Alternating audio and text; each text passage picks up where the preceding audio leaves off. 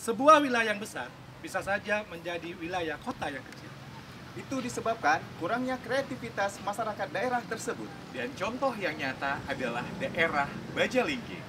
Dan sekarang kami berada di Bajalingge, sebuah kota yang pernah disinggahi oleh Buya Hamka, seorang tokoh nasional Indonesia yang terkenal. Untuk itu, mari kita menelusuri perjalanan tim Mautawiya di kota Bajalingge atau kita sebut dengan Dolok Merawan. Dan jangan lupa untuk tonton terus channel Mau tahu ya?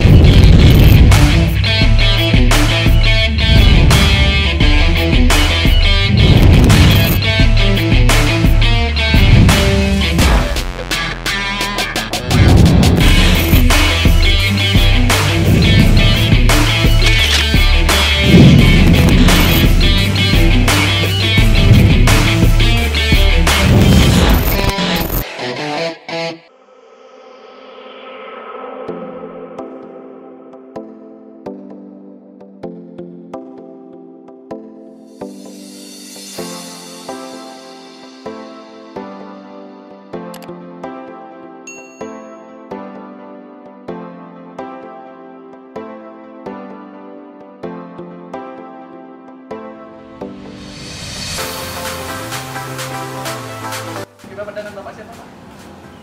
Mau Yusuf. Bisa ceritakan Pak, ada nggak di sini yang kami dengar itu Pak, makam paling tua? Kalau nggak silap saya sebelum tahun 18 kita tahun berapa lah, begitulah kira-kira. 1817. Kalau nggak salah ya. Siapa namanya Pak setelah di makam Ya. itu? Ramdir S. Hampir Kira-kira ada nggak hubungannya lah Bapak Hampir itu dengan daerah ini? Ya dia pendatang dari apa? Dari Mandailing. Mandailing. Ah. Mari. Bapak tahu kira-kira ada nggak? Mungkin masjidnya udah direhab ya Pak ya? Udah hilang semua. Tapi mungkin peninggalan yang paling lama itu bentuknya. Itu yang tinggal. Terakhir nggak ada. Masih aktif dipakai? Pakai. Sumurnya ditutup di sini. Sumur di sini. Dari sini itu. Dan dari sini juga ya. Dulu ada sumur di sini. Ya, itu lah sumur yang kami sini waktu tahun lalu. Itu kan ada Itu tahun berapa kira-kira? gampang itu. Tahunnya nggak ingat. Apa ya? Jadi duduk itulah yang tinggal. Masih dipakai sampai sekarang? Pakai. Ya? Itu udah 2 kali potong itu. Panjang tuh itu. Dulu panjang. Panjang udah apa-apa potong. Laku. Enggak laku. Agak retak jauh tahu lah udah itu kan tampak terletak itu. Bapak dari tahun berapa di sini Pak? Terus saya sudah hampir 20 tahun. Sudah ada lah semua di sini. Udah. Masjid di bawah. Ini dinimpakan ini. Jadi menaranya ke atas. Kalau adan naik sama bambu. Oh, jadi ini masjid paling tua nggak Pak? Di sini? Aku perasaan paling tua lah. Di sini. Dulu, sekarang ya udah lihat semua. Iya, maksudnya dulu masjidnya inilah Iya. yang salah satunya. Iya. Tahu nggak kira-kira kenapa di Dolok Merawan? Itu aku kenal kok kan ya. Dolok itu biasa.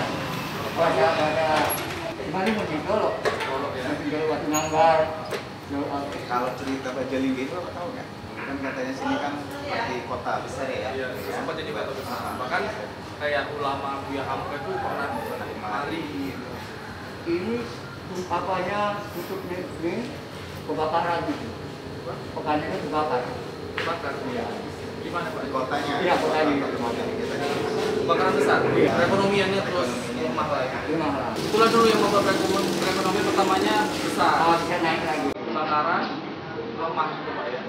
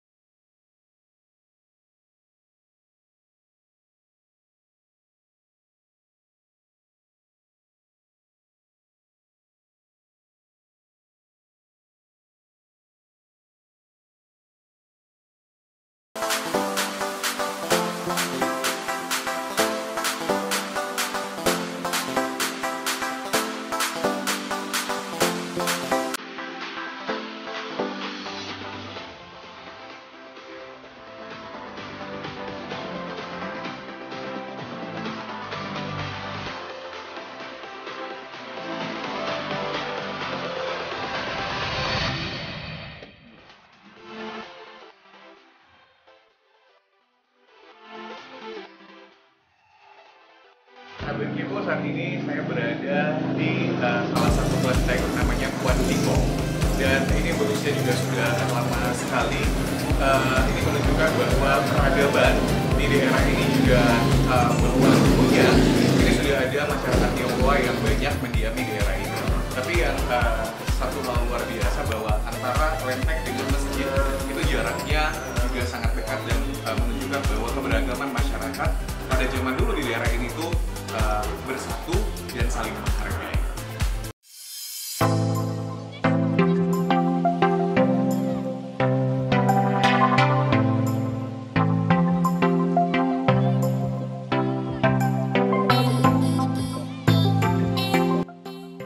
Kolonial Belanda. Tidak mengherankan misalnya di kawasan itu dulunya ada yang kita kenal sekarang dengan kebun Dolo Idir, kemudian ada kebun Gunung Para, ada juga kebun Mainu. Nah, ini merupakan lahan-lahan konsesi di kawasan Bajalinggi. Kemudian karena pemberian konsesi itulah Bajalinggi menjadi kawasan yang ramai sejak di awal abad 20. Sekitar 1900-an sudah banyak para pendatang imigran yang bekerja di perkebunan itu datang. Di antaranya adalah imigran luar, misalnya etnis Cina, etnis Jawa, dan etnis-etnis lainnya. Kedatangan mereka ini adalah menjadi buruh kontrak di perkebunan kawasan Bajalinggi. Pada kurun waktu 1920-an, Bajalinggi itu kemudian menjadi tempat yang ramai seiring dengan dapatnya jalur kereta api menuju Siantar. Dan kemudian Buya Hamka, ulama terkenal Indonesia itu pernah merantau ke daerah Bajalinggi ini meskipun tidak lama, hanya berkisar sekitar 4 bulan saja, tapi dia merekam seluruh aktivitas masyarakat imigran di kawasan Bajalinggi ini. Maka tercatat di sana berdasarkan novel Hamka dengan judul Merantau ke Deli itu, di sana ada orang Jawa, ada orang Minang, ada orang Mandailing, ada orang Aceh, juga ada orang Batak, dan beberapa etnis lain yang berada di kawasan itu. Nah, inilah kemudian yang menjadi novel menarik dari seorang ulama besar bernama Hamka.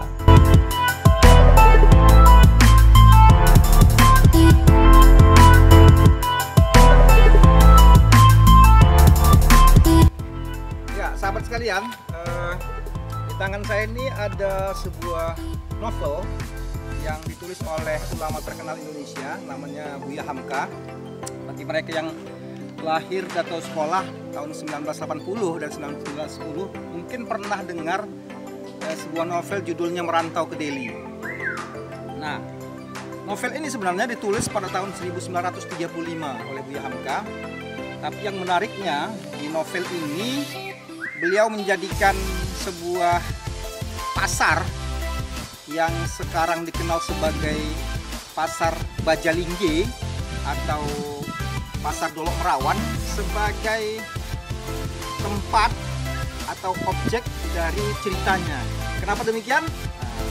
Karena ternyata dulu Dolok Merawan atau Bajalinggi ini adalah sebuah kawasan yang ramai karena dibukanya perkebunan di sekitar sini, dan itu mungkin akan menjadi sebuah cerita yang menarik bagi penelusuran kita.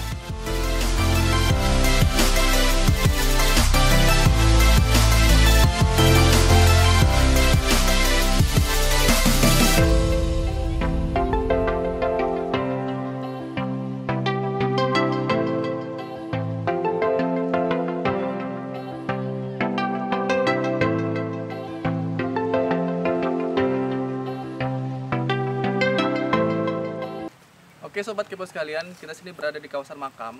Namun yang uniknya, kita tadi sudah menemukan sesuai data yang dibilang oleh Najir Masjid adalah tertulis di nisan itu lampir 18, 12. Bahkan ada yang 19, 15, 1945, 42, 1924. Jadi sini memang makam-makam tua. Iya, di sini memang kompleknya makam tua. Kita bisa lihat dari nisannya memang Iya. sangat batu-batunya itu ya Bang ya. Iya. Sangat kayak mana ya? Unik dia, unik, nggak iya. ada Batu alam. di sini. Oke, kita masih akan mencari fakta-fakta baru. Tetap terus ikuti perjalanan kami di Channel Mau Mau tahu ya?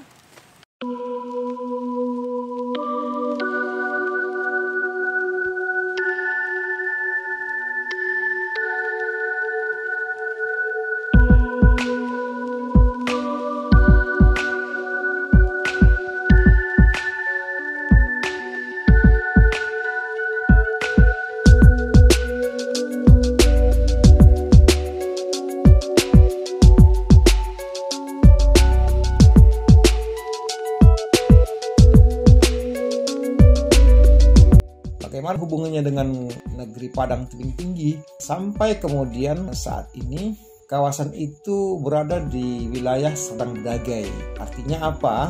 Bahwa kawasan Serdang Bedagai itu terdiri dari 5 kecamatan yang berada di Kerajaan Negeri Padang Tebing Tinggi, yaitu yang pertama itu Bajalingge atau dikenal sebagai Dolok Merawan, kemudian Sipis-Pis, selanjutnya Tebing Tinggi, Tebing Sah Bandar, dan Bandar Kalipah.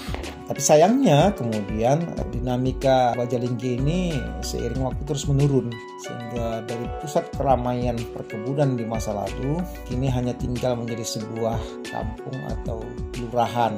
Berbeda misalnya dengan Tebing Tinggi yang menjadi kota, Siantar yang menjadi kota, serta Medan dan Binjai. Kenapa demikian? Karena ternyata peran Bajalingge itu seiring dengan waktu semakin menurun dalam kaitannya dengan dinamika ekonomi.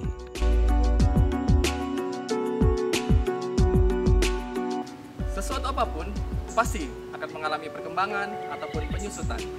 Begitu juga dengan sebuah kota, jika tidak mengikuti perkembangan zaman, maka daerah tersebut akan tertinggal.